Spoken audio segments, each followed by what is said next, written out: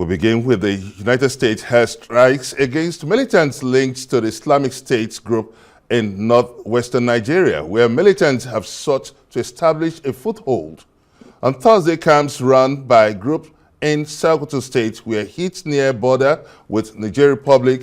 U.S. President Donald Trump says the Christmas Day strikes had been deadly and labeled the group terrorist scam, saying they had been targeting and viciously killing primarily innocent Christians. He insists there is hell to pay. The Nigerian government also confirmed the attack, saying it was a structured joint operation and had nothing to do with particular religion. Meanwhile, reactions have continued to trail the U.S. airstrikes on terrorists in Sokoto, where the chairman of the Northern States Christian Elders Forum, Elder Sunday Oibe, faulting critics opposing the reported United States military intervention against terrorist groups in Nigeria, insisting that the country urgently needs all available support to end the worsening insecurity. Now, speaking in reaction to growing public opposition against foreign military involvement, Elder Oibe says Nigeria is facing an existential security crisis that requires decisive and collaborative action. Meanwhile, residents of Tangaza and Tambuwal local government areas of Sokoto State have confirmed separate drone attacks on their communities carried out by the United States military. Some security experts, however, described the bombing of Jabo community in Sokoto as wrong target for ISWAP, Boko Haram or ISIS, who are known to be operating in the northeast Nigeria. Now, for more on this, we are joined live on This Week in the studio by a seasoned security expert, Salihu Dantata. Also joining us is the convener, New Direction for Nigeria Movement, Comrade Mark Adebayo. Comrade Mark Adebayo and Salihu Dantata, thank you for joining us. Thank you for having me. Now, this seems to be treading on uncharted territory. We look at this is a new dimension in Nigeria's campaign against insecurity. Would you, let me start from you, would you say this is a welcome development, because there have been several reactions to this?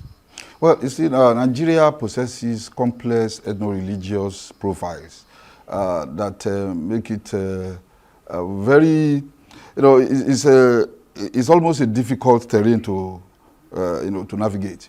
But it's a welcome development in a way that, but in fact, it's long overdue, that Nigeria should have been able to secure international collaboration in the fight against terrorism and banditry in this country. Before it even got to this level, it was because of the inaction of our government, not just this government, other governments in the past too, that have not been able to take proactive action against terrorism and banditry in this country, that has led to this intervention by USA. One of the positive takeaways from this intervention is the fact that, for once, the Nigerian government woke up from its slumber. I mean, they were treating these things like, in fact, the government, people are preparing for 2027 elections, forgetting that people are being killed, churches, mosques, people are being killed everywhere. Christians, Muslims, enemies, everywhere are being killed. So it was not a priority project for the government until there was this Donald Trump, one single tweet, and the government woke up from its slumber. And that is one positive development about all these things. Having said that, there are certain collateral misfiring that happened during this process. The Jabo community, even in Kwara State, there were some missiles went. Fortunately for us, no civilian life was lost. But in subsequent assaults, if the U.S. is known for being the superpower, military superpower in the world, the precision strike must be precise, not going into. Look at the farms that some of these unexploded, projectiles went into. If people were in the farm then, it would have been okay. Now let's look at some of the reactions that have trailed this U.S. so-called precision airstrikes. Let's start from the federal government. It said that this was a structured joint security operation, that they got the nod of the U.S. got the nod.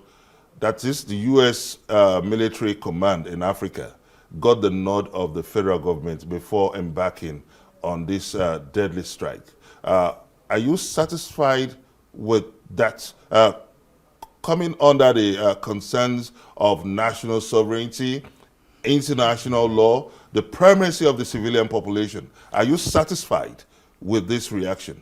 Well, the issue of sovereignty has been overflogged because in the area, the new regime, internationally speaking, the area of terrorism and banditry, especially when it comes to terrorism, the issue of sovereignty is secondary. It is wherever terrorists are found to be thriving, there is a protocol at the international level that the international community can go in. But the government, it must be collaborative enough to the extent that if there's going to be precision strikes against terrorists and bandits, it has to be precise. Not that it will stray into farms and stray into villages. It is a welcome. Anybody who has nothing whatsoever to do with terrorism or to promote terrorism will not be opposed to get international assistance to fight against terrorism. Okay, I'll come back to you. A very interesting perspective.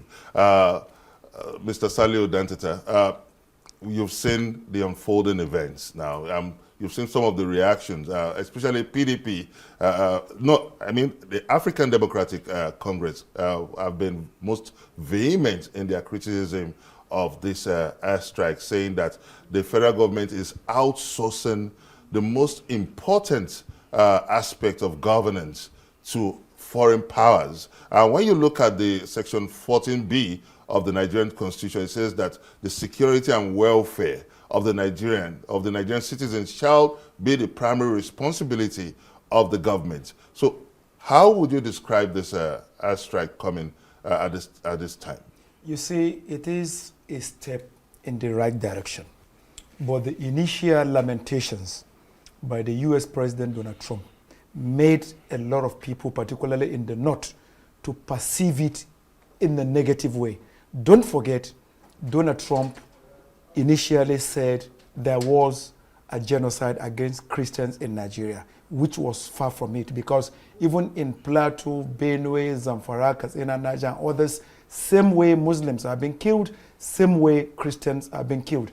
And even Donald Trump forgot that in Kebbi State, where you have a majority Muslims, you also have Christians in Zuru and some other areas. Come to states like Kwara in the north, comes to states like Niger, Taraba, Plateau, Benue, Adamawa, and host of other things, where there has been this coexistence between the Muslim and Christian, exception of Benue and Plateau, where you had infiltration of some mercenaries, which even some of our Muslim clerics and clergies attested to. So the issues here are, for any collaboration whatsoever that by the President and Commander-in-Chief, whether with United States of America, UK, or Germany, is a welcome development. But initially, the US President gave a negative narrative to it by saying there was a genocide against Christians, and which was not. So this onslaught coming, some people who don't have a deep thinking, maybe understanding it,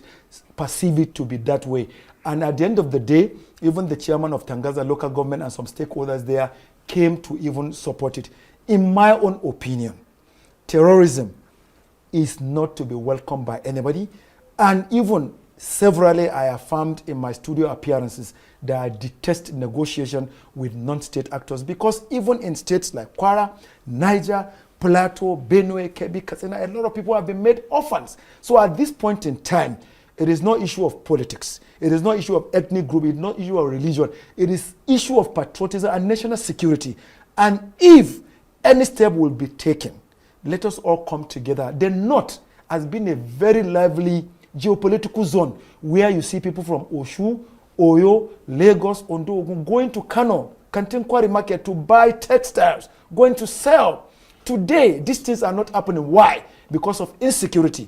The issues are this insecurity has made economic activities in entire North to be a minimum. Okay, so to put things in the proper perspective now, some residents of Sokoto State have said that Sokoto is not the foothold of terrorism activities, that for a long time they've not had that kind of terrorist attack in the area, that they would have preferred that those notable areas like Maiduguri, Niger State, Zamfara State should have been at the direction of such targets. How would you react to this? You see, sometimes intelligence reports are not privy to certain people. They are privy to certain people within the system. No one would say Sokoto has not been having its flesh of it. Where did they kill the king of Gobir, Sabon Birni, close to Tangaza and others, where a second-class emir was kidnapped and wasted in the forests? Again, there was bomb blast in Tangaza. There was a movement of Lakurawa from Sokoto to Zuru in Kebbi State to go and carry out onslaught. The combined effort, Air Component Group of Operation Fansanyama, through credible intelligence and ground troop support, eliminated them. There were about 33 on motorcycle, up to 300. There were similar gestures from Sokoto that moved to Ibeto in Niger State, and other areas they were to move to Babana, Agwara, and even Kayama in Kwara North, where credible intelligence were gathered, and Operation Fansam Yama also took those steps. There were certain steps taken by Lakura, and this Lakura, it is a well-known fact that they started from Augi, Mera, and Argungu in Kebbi State. Most of these kidnapped in schools you saw in Niger, Kebbi, and other parts were made by Lakurawa. Lakurawa came from Libya due to porous nature of Mali, Burkina Faso, Benin Republic, and Nigerian border. So Sokoto State has been having it, and it is very, very possible with the combined intelligence of the American forces and those of the Nigerian forces. They got credible intelligence that these ISIS members had intention. Even the Commissioner of Police in FCT here did one before Christmas. Yeah, but let's get it right. The U.S. invincibility in terms of accuracy in history has been shattered from time to time. You recall that there was a time that they claimed that there was weapon of mass destruction in Iraq. So this has raised some, has also felt some kind of skepticism within the in the public space. Well, you see, that of Iraq differs from that of Nigeria now. Because some people, why I'm asking is that some people have criticized this strike and are demanding for the casualty figures of this terrorists. Well, every government we know is accountable, particularly if it has to take place, the two chambers of National Assembly, then the State Council, and also of others. Be it as it may, like I emphasized earlier, national security exceeds mediocrity, politicization, and self-centered interests. I am a northerner. I know how we've been enlightening people, particularly on ownership involvement, just the same way it commenced in Sokoto, northwestern Nigeria. I believe it is going to extend to northeastern states of Nigeria, north central state of Nigeria. And don't forget of recent in Gamborungala, where we have border between Borno and Chad, the operation Hadinkai under Major General Abdulsalam Abubakar gathered momentum by eliminating and neutralizing a lot of ISWAP and Boko Haram insurgents. It is possible because of that success recorded, they felt at that material time where they needed to concentrate was northwestern state. We've been advocating for concentration in Sokoto, Kebbi, Zamfara, and other northwestern states. Don't forget, illegal gold mining is also taking place in these areas. So I'll come back to you. Now that there have been some underlying issues that have trailed this U.S. attack, and that borders on human rights. So do you see this undermining the human rights and the primacy of the civilian population, Comrade Mark Adebayo? Whatever is done, actually there are rules of engagement, even when in international collaboration against terrorism and banditry. So I want to encourage the federal government to ensure that the innocent people and villages are protected. Nobody in his right senses will oppose for the first time. I mean, maybe one is seeing one thing that one can at least, appreciate this government for. I mean, at least thank them for that. They are bringing a long-awaited international collaboration into this process. So the human rights angle and the collateral damage must be reduced to the barest minimum. We know they will come, but they have to be reduced to the barest minimum. And you see, this initial hiccups about like maybe the projectors going astray to some other areas, has been bringing some kind of pushbacks from the people. But thank God, no life was lost. And I believe as time goes on, maybe the bombardments go on, there will be much more accuracy about it. But whatever is done, whether there are boots on ground, in fact, as we speak now, in those areas, the general areas that of these Lakwarawa and ISIS operations, as we speak now, there are some military actions taking place since yesterday in those general areas. We just want to encourage our armed forces. And by the way, the Nigerian army, the Nigerian military is more than capable to defeat these people with the right equipment, with the right motivation, and minus fifth columnists within the government and outside the government that are already. And then you cannot do anything meaningful except you go after the sponsors of terrorism in this country. The federal government has the list. DSS has done a wonderful job. Security agencies have done their, intelligence agencies have done their own job. And we are told that the federal government has a list of sponsors of terrorism in this country. Until the best kinetic system way of going about this is to go after the sponsors of terrorists. That it does not matter any number of terrorists you kill in the bushes if they still have access to resources, to equipment, to funding. It will continue to be fueling it. If you want to stop a car, remove the fuel. That is the only way to effectively go after these people. Okay, let's channel this discussion into more point perspective now. Let's look at you talked about rules of engagement, and we'll look at the communication style of the federal government, its response style. Many Nigerians got to hear this on President Trump's Truth Social platform. Do you think this is the right way? Because people are saying that the Nigerian government should have been more proactive. They shouldn't be hearing from the social media platform of a foreign power. Well, anybody who does not know the Nigerian government will complain about that, because being proactive is not one of the strong points of this government. Doing the right things at the right time has not been the strong point of one of the strong points of this government, because it's so embarrassing.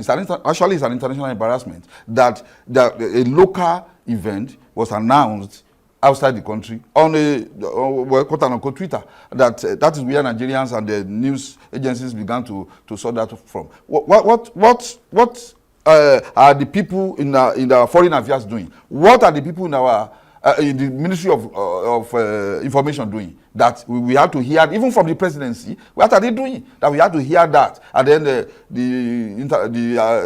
the foreign affairs minister said he spoke with Exet for 90 minutes before and after the something. And it's not about speaking. It's about the fact that something has happened and then we are hearing from our own source. You don't begin to behave. You know, the former president, Buhari, were important policy frameworks are being announced outside the country when he's addressing international community. We are not told here. So that incident was very embarrassing. And whoever is supposed to be responsible for that needs to, some sanctions need to be applied. It's embarrassing. It's not good for Nigeria. It's not a good image for Nigeria internationally that what happened here, we are reading it outside the country. It's not fair. It's not good. Okay, Mr. Salihu Dantata, let's look at the broader aspect of this. Do you see some misplacement of priorities here? Because just some few days ago, the U.S. delegation said that the war would not be won on military boots. And now there are some steps, even from the recommendation of the northern governors, that have said that they advocated clearly for state policing. And it seems the federal government has been foot dragging on state policing. And also you look at some other non-kinetic issues like out-of-school children. The federal government is yet to respond with this issue of safe school initiative appropriately. So when you look at this issue of absence of state policing, some of the non-kinetic issues that have been raised out of school children, and now we are seeing this abrasive strikes coming from the U.S. government. Do you see this as a misplacement of priorities?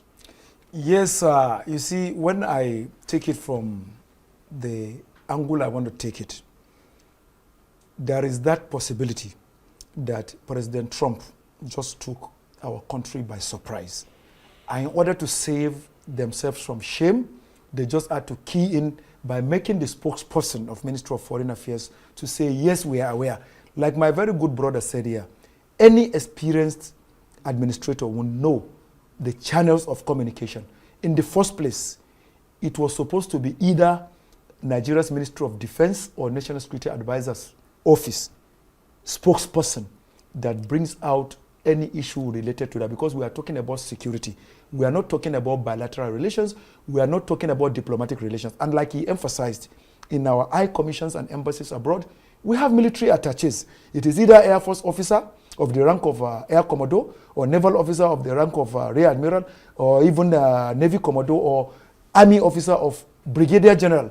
Once you wait until the President of the United States tweets before you now come from Foreign Affairs, it has become like relegating your responsibility. This comes to bear that the retreat held for certain public office holders at the inception of Tinubu administration is not working. They are working at variance, where some don't know what is right, when and how. What happens to the trainings? I'm very happy he lauded the gallantry and combat nature of members of the armed forces and the security architecture. They are trained as regular combatant officers, both of Naval, Air Force, and Army cadets in NDA for 5 years before they do presidential peeping and passing out parade.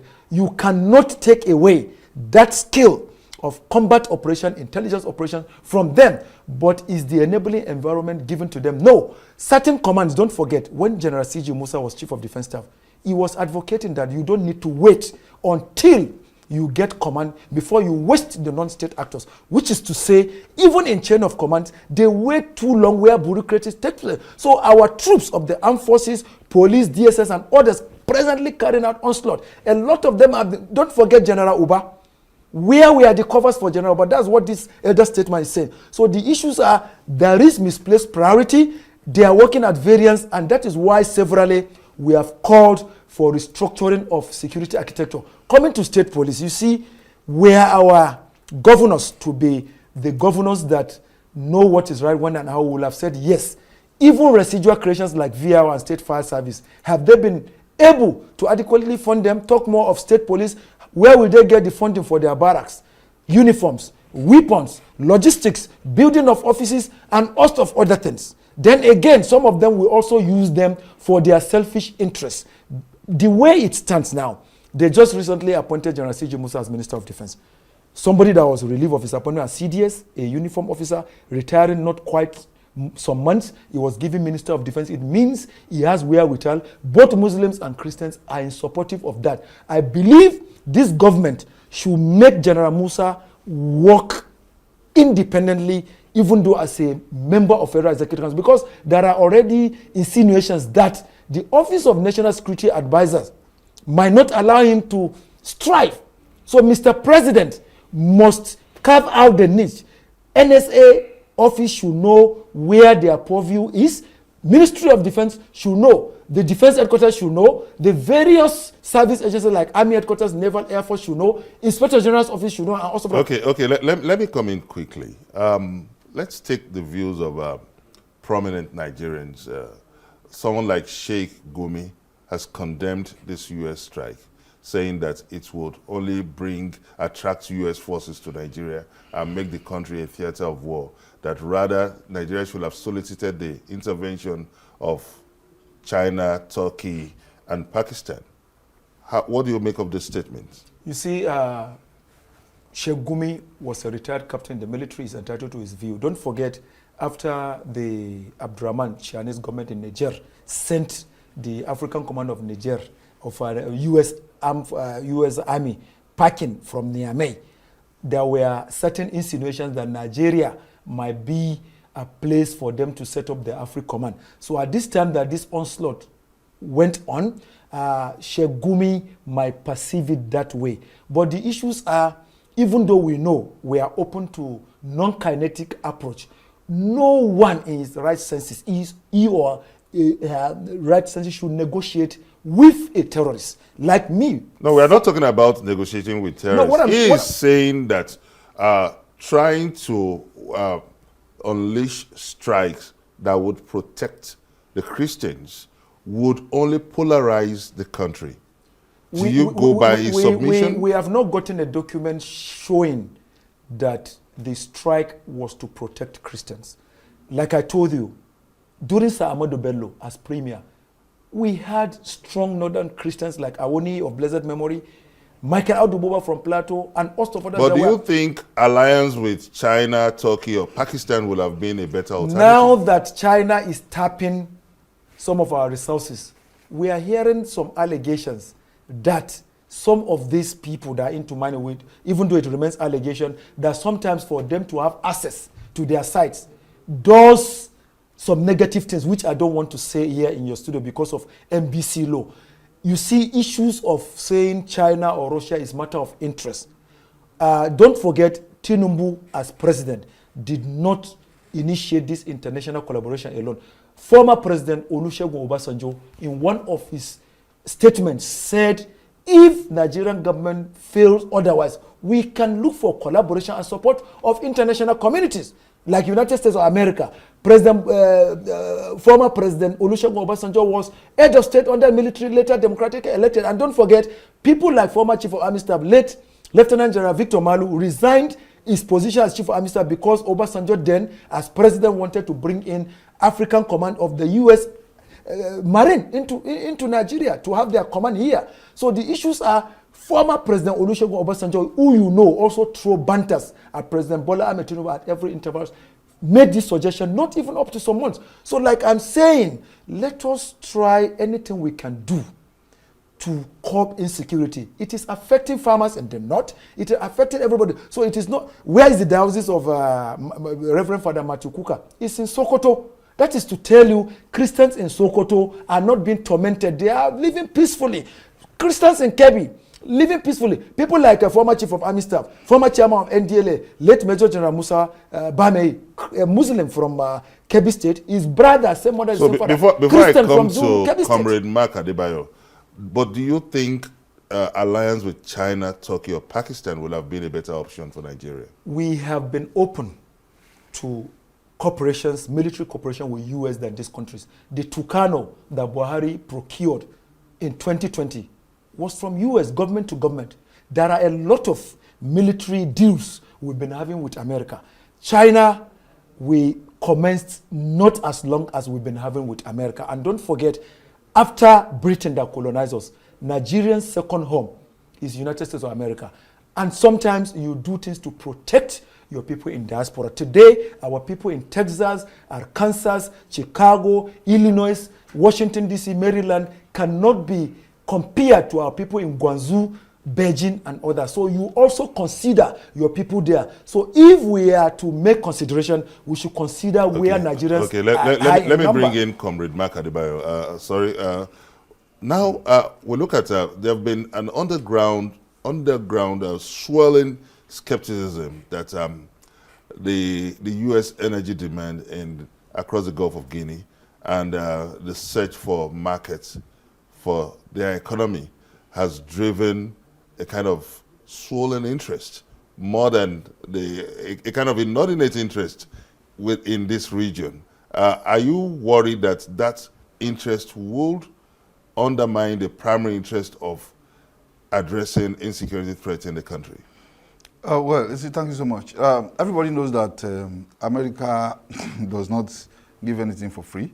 It's quid pro quo. I mean, America, if America does not have interest in anything you are doing in your country or whatever they can get from it, they are not going to come and intervene. But having said that, the issue, I'm not worried because if Nigeria had managed its affairs in a way it should manage, if we had managed our security the way it should be managed, if we have managed all the crises surrounding this issue of banditry, and we didn't take proactive action at the initial stages. If not that we allowed this thing to burgeon out of proportion, there will not be external interference. You know, right under the noses of our security, of our intelligence agencies, Boko Haram began to develop, they grouped, they armed, they trained, they unleashed terror. Unfortunately, this is a very interesting conversation that we could go on and on. I know both of you have so much to say and are genuinely concerned as concerned Nigerians on this issue. But I just have to thank you at this moment. Comrade Mark Adebayo, the convener of New Direction for Nigerian Movement, and also Salihu Dantata, a security expert. Thank you so much immensely for joining us live on this week. Thank you very much indeed. Thank you so much.